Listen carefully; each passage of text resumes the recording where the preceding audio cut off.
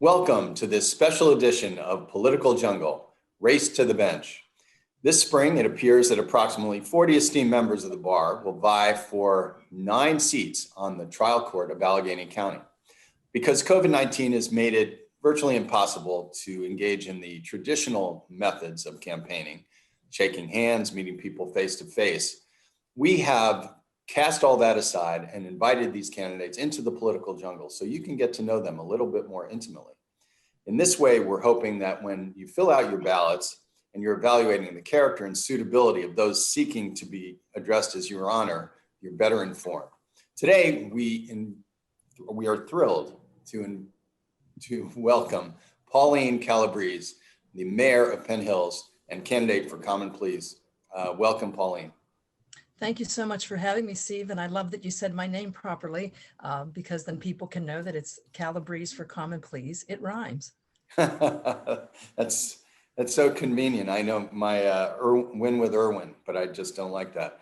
All right, it's better than lose or win. Okay, so let's talk a little bit about your background. You are the mayor of Penn Hills, but you didn't grow up in Penn Hills. I did not. In fact, I had no intention of ever moving to Penn Hills. I grew up in Bloomfield, which was and still is a beautiful community. When I look at the house that I grew up in, as a child, I did not appreciate it, but I certainly can appreciate it now with all of the beautiful hardwood. We used to slide down the banister, the pocket doors, the high ceilings. My father made our stained glass windows by hand, so that was beautiful. I grew up in Bloomfield, got married, and we moved to the North Hills. We were looking for a home when we wanted to start our family. And it did not even cross my mind to move to Penn Hills. My mother-in-law saw our house on the Howard Hanna Showcase of Homes. Mm-hmm. She called me and said, "Hey, there's this great house." And I said, "Okay, thank you." Hung up the phone and said to my husband, "I'm not moving to Penn Hills. Let's go look at this place so we can tell her we went to see it and it's just not going to work out."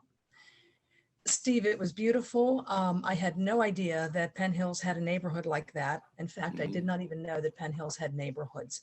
Penn Hills there are 30 neighborhoods in Penn Hills, right? Not exactly, but close to. So okay. Had she not made that phone call and had I not intended to see the place just so I could say it's not going to work out, I would not be there. But that was over 20 years ago. And you're still in the same house? Absolutely. I love it. I love my neighborhood. I love my neighbors. I love the municipality. Now, so when you were in Bloomfield, where did you go to grade school? I went to St. Joseph's. Ah, great. And then for middle school, or was it junior high school back then, or? No, so it was a Catholic school, and Catholic schools traditionally went all the way to 8th grade. Okay. And then for high school? So high school, I had to go to a young ladies academy by default. At that time, the two biggest boys' schools were Central Catholic and North Catholic. Mm-hmm. I have one of my sisters wanted to go to North Catholic. They had just started to let girls in. And when it came my turn to go to high school, I wanted to go there too, but then they had some policy or rules set in place. So I actually was out of school for a few weeks. I did not want to go to the girls' Catholic school. My sisters all went to at that time it was called St. Paul's Cathedral, and they would not let me into North Catholic. So you think it would be fun as a kid to be out of school for a while, but it was not. So I went to Ursuline Academy, which is a young ladies' academy, as it says on my diploma, and I had a blast. Oh, that's great. How many siblings did you have growing up? So I am the youngest of 7. I have a half dozen of sisters older than me, but of course, well, I had nothing to do with that. Wait, seven girls? 7 girls, yep. Oh my gosh! And your dad was a fireman?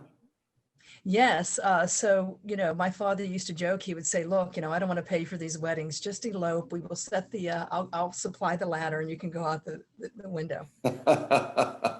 Did he become a firefighter so he could get a discount on firehouse weddings? I mean, I don't think so. No, my grandfather, his father was a firefighter as well.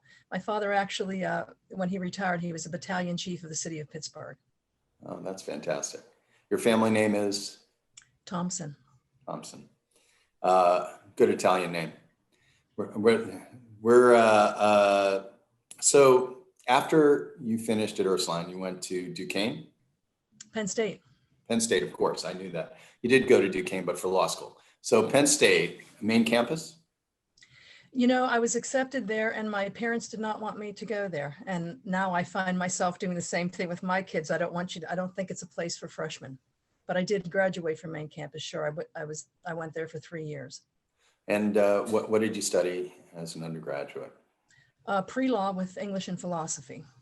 So you knew you wanted to be a lawyer relatively early. I did. What was the spark? What grabbed your attention? So I think I was sitting in the principal's office and, she basically started laughing and said, you make good points. You can argue your way out of anywhere. But I think that was, I always sort of had that in the back of my mind. I mean, I grew up in Bloomfield and there were hospitals everywhere, but I knew I didn't want to go into medicine. Mm-hmm. So Penn State, did you do Thon at Penn State? Did you do the dance thing? Was that there? Yes. Was that a thing when you were there? Yes, well, we had all sorts of things when I was there. We had the Phi-Sci 500. We had all kinds of things that now just won't work. So I did not officially participate, but I was there. Yes. Law school. You decided to go to. How did you choose Duquesne University for law school?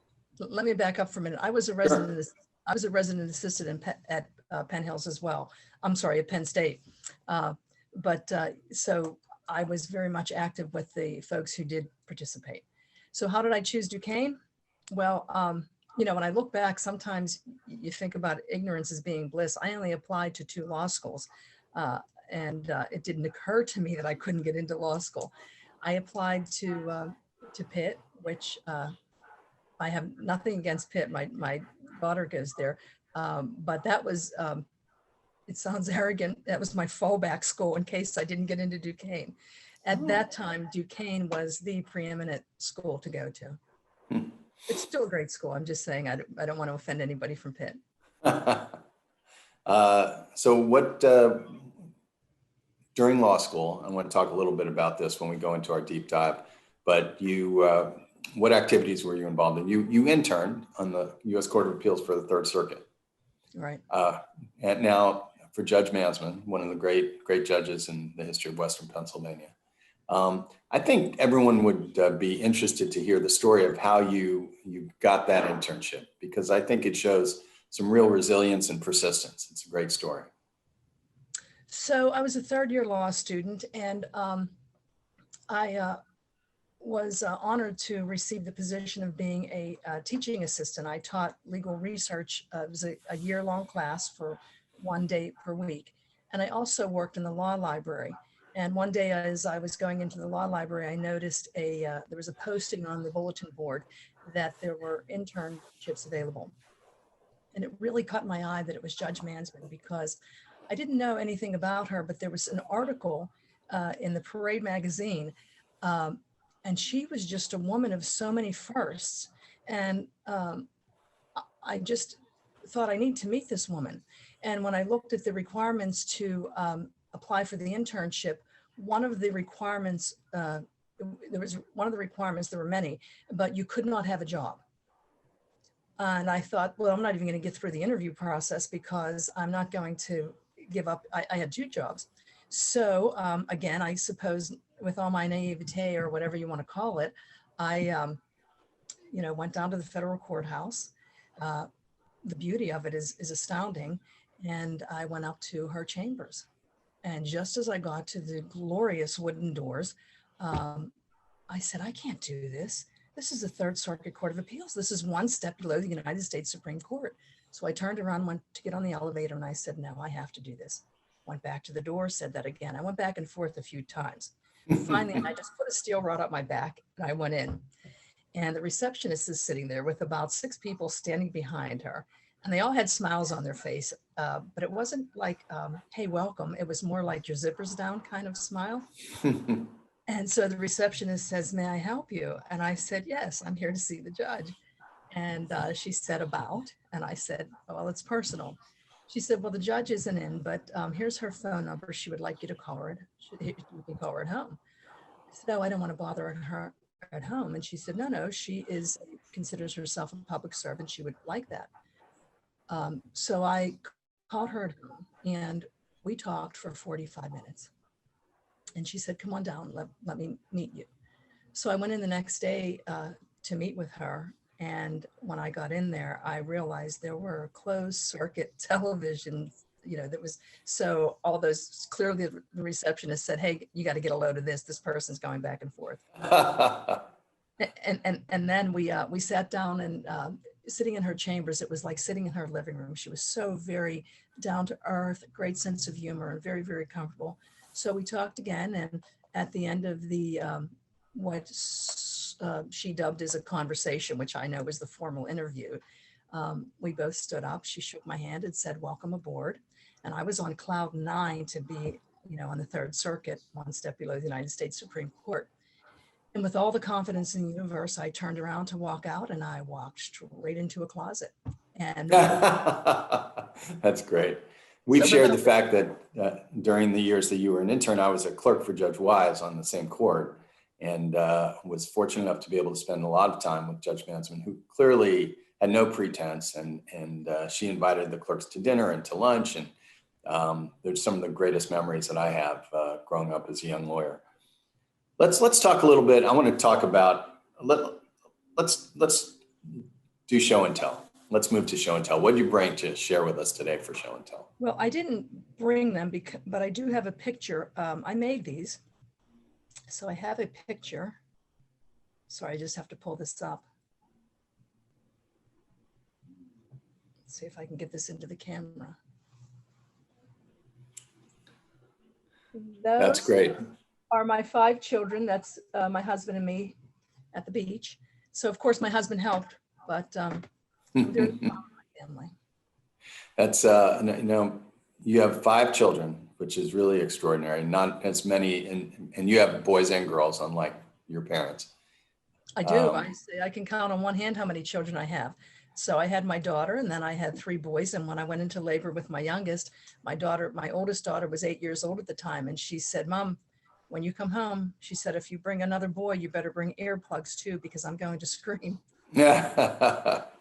So you and your kids are at both Pitt and Penn State, or have been, right? Yeah. So my oldest daughter, she graduated from the University of Michigan and has a degree in biomedical engineering, and she went into the doctoral program over at the University of Pittsburgh right now. And my 3 sons, who graduated from Central Catholic, are now at Penn State. And then my youngest daughter is about to graduate from Oakland Catholic.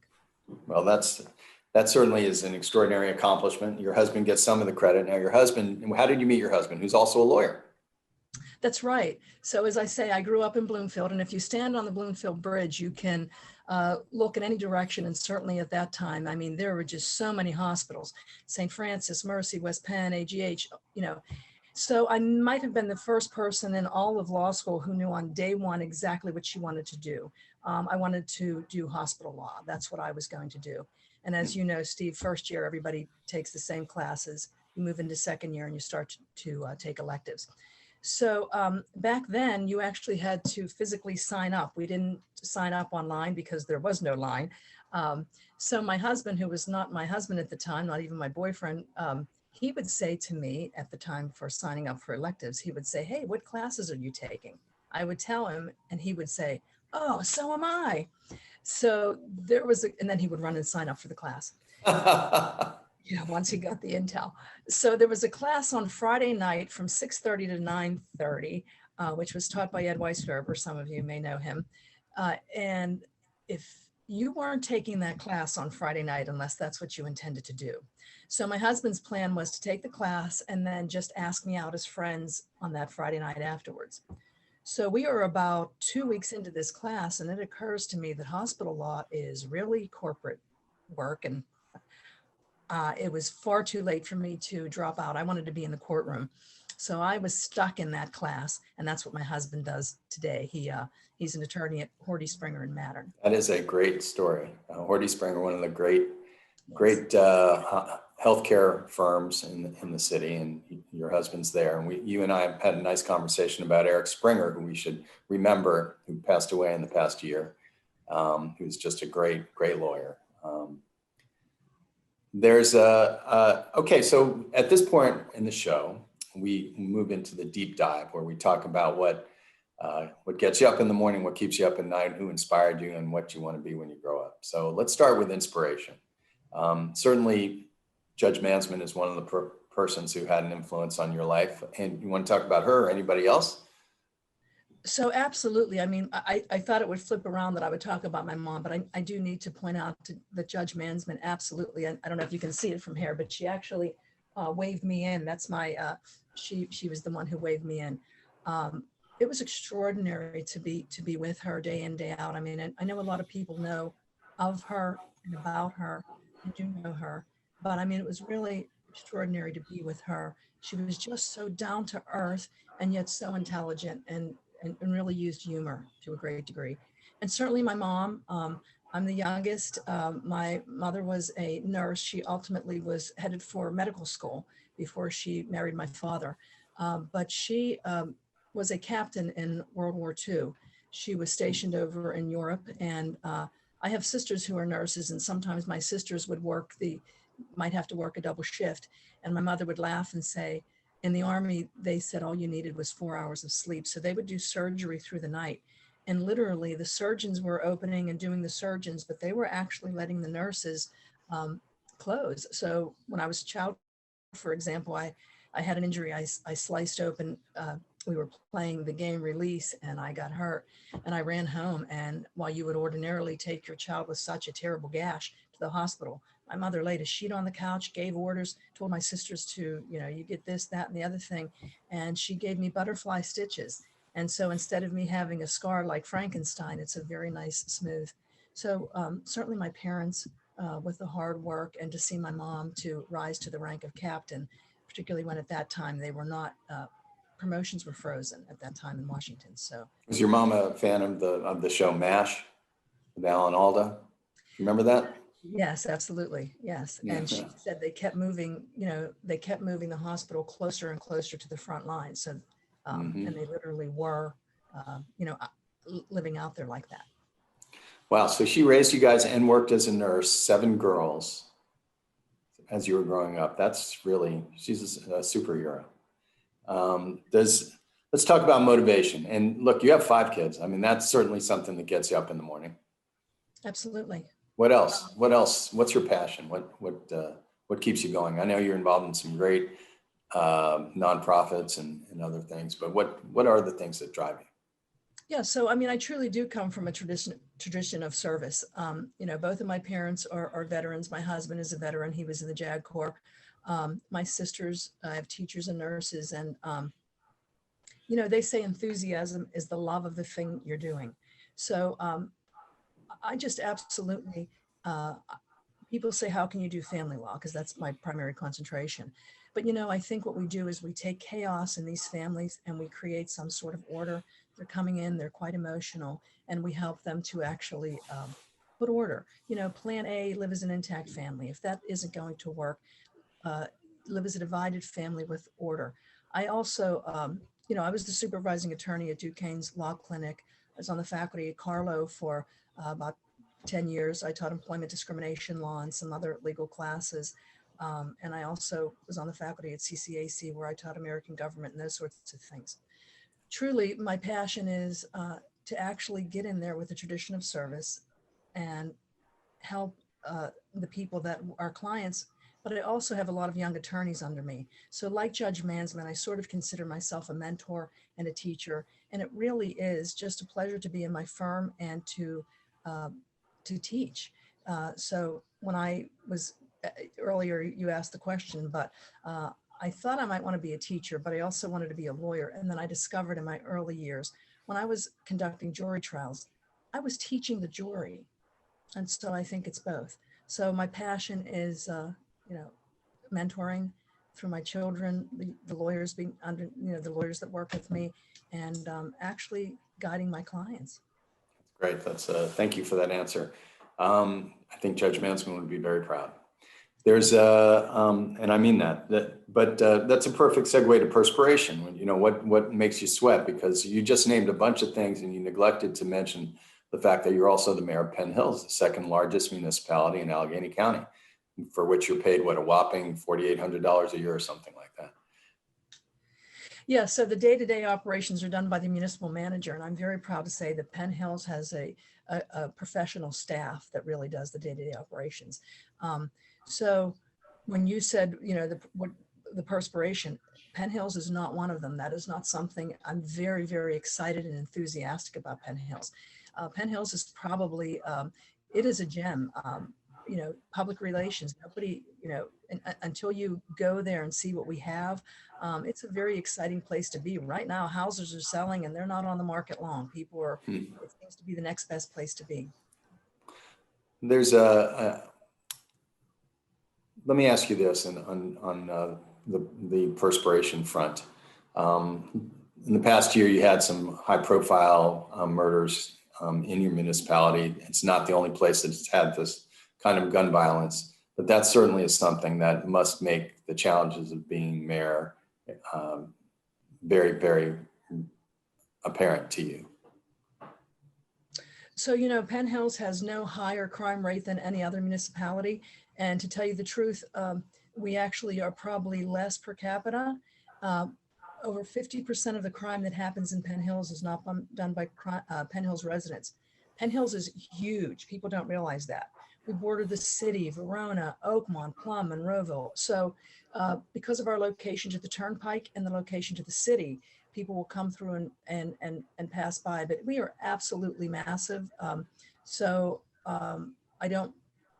It does bother me that people get the impression that we are just one large neighborhood, because we are not. So there is crime in every municipality. Gun violence is something that's happening everywhere. We have likewise outside the city of Pittsburgh, the largest police force, and we have a professional police force. I feel completely safe, and so do my neighbors. So let me ask you this question. You've been mayor now for a couple of years, and now you're running for judge.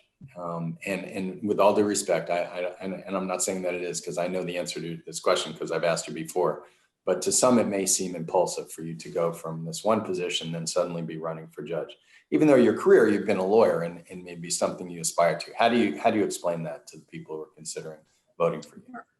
First of all, I didn't just wake up one day and say, hey, gee, I want to be a judge. But the biggest issue right now is this is historic. Close to 25% of the bench is empty right now. I had no way of knowing, nobody had no way of knowing, you know, a few years ago that this was going to happen. And I really do feel that I can continue to help my community and the municipality on the bench. I mean, look what just happened with the presidential election. Many people don't realize what impact the court has. And even something, you know, something as grand as the presidential election and something as seemingly as small as code enforcement. You know, for example, maybe someone has a charge of dumping or littering. They go to the district justice, they get convicted, you know, they are at that level and it's taken care of. Then the defendant appeals, they go downtown and it gets dismissed. We're now going to go into the fun part of the show, which we call rapid response. We're going to call it the Perils of Pauline edition of rapid response. We've got two categories. We're going to do them relatively quickly: buried treasures and manja manja, because we know that you know quite a bit about the Allegheny Cemetery, which was in your backyard growing up. Right. And manja manja, we know that you love Italian cooking. So let's start with buried treasures. These are people buried in Allegheny Cemetery. Josh Gibson or Gus Greenlee? Well, so I'm glad to see on your other shows that often the answer is I don't know them. Well, see, that's why we're trying to teach everybody. I get to look it up beforehand, so I know the answers. But Josh Gibson of the Homestead Grays, one of the early African-American great rights, and Gus Greenlee, who actually owned their biggest opposition, the Crawfords, the Pittsburgh Crawfords. So let's go to entertainment, jazz, and the cemetery. Gus Greenlee or Stanley Tarantine? Stanley Tarantine. Now, Gus actually, in addition to owning the Crawfords, he owned the Crawford Grill, which was one of the great jazz places of all time. And Stanley Turrentine played there a number of times, tenor sax, of course, and is buried in the cemetery. Entertainment, here we go. Stephen Foster, Don Brockett, or Lillian Russell? Well, you know, I know Don Brockett, sort of, so to speak. We all know him, but I'm going to go with Lillian Russell just because I got to stick with my women. I love it. Yeah, she sang a song called My Blushin' Rosie, and my daughter's name is Rose, so I would go with her too. And she died in Pittsburgh. She was really the Madonna of the end of the 19th century into the 20th. How about John Baptiste Ford or Alfred Hunt? Industrialists. I'll go with John Baptiste just because all my boys went to Central. And great. And of course, he started PPG, and Alfred Hunt was Alcoa. Let's do one more. Fish stories, Henry Sellers McKee, James Hay Reid, or James McCord. You know why I call it fish stories? I don't. Well, they were all members of the South Fork Hunting and Fishing Club, which was the reason that the Johnstown flood occurred. But McKee was the founder of Jeanette Glass. Reed was the founder of Reed Smith, obviously a law firm that we all know and love. And James McCord was a millionaire just through the hattery industry. Interesting, huh? All right, let's go to Manja Manja. What's your favorite aperitivo, Negroni or Bellini? Negroni. Oh, yeah. All right, Primera, spaghetti with meatballs or linguine and a clam sauce? Linguine with clam sauce. Bongole, yeah, me too, all the way. All right, Parmesanas, veal or chicken? Chicken. Ah, do you make good chicken Parmesan? The best. You have to make it for me sometime. I've become quite a cook the past year, but I just can't get it to stick together. Vinos, Barolo or Pinot Grigio? Oh, Pinot Grigio. Okay. All right, Godfather, 1, 2, 3, or Coda? All of the Godfathers. All right, here we go. Stanley Tucci or Lidio Bastianich? I don't know. I don't know the second name, but I like it. Well, Lydia, remember Lydia's in the strip? Oh, She's yes. The cook. Oh, yes. Okay. Lydia Okay, Bastianich. Listen, I'm on a first name basis with Lydia, so I'm going to go with Lydia. Are you? That's cool. Just the same way that you are. I got it. Okay. Love it. All right, and just finish up, restaurantes. All right, here we go. A La Familia or the Eastwood Inn? A Familia. Pasqualinos or Tambellini's? Pasqualinos. All right. And for dulce, cannoli or tiramisu? Tiramisu. And to finish it off, digestif or digestivo, amaretto, amari, or limoncello? Limoncello. Very nice. Are you hungry yet? I am. Well, it's time for lunch. Yeah, absolutely. When I was writing these last night at dinner, I couldn't believe it was Passover. I was going crazy. All right. Well, listen, Mayor Calabrese, thank you so much for joining us in the political jungle. We wish you much success on the campaign trail. Thank you so much for having me, Steve. It was a blast. Thanks. All right. We'll see you all next time on the political jungle.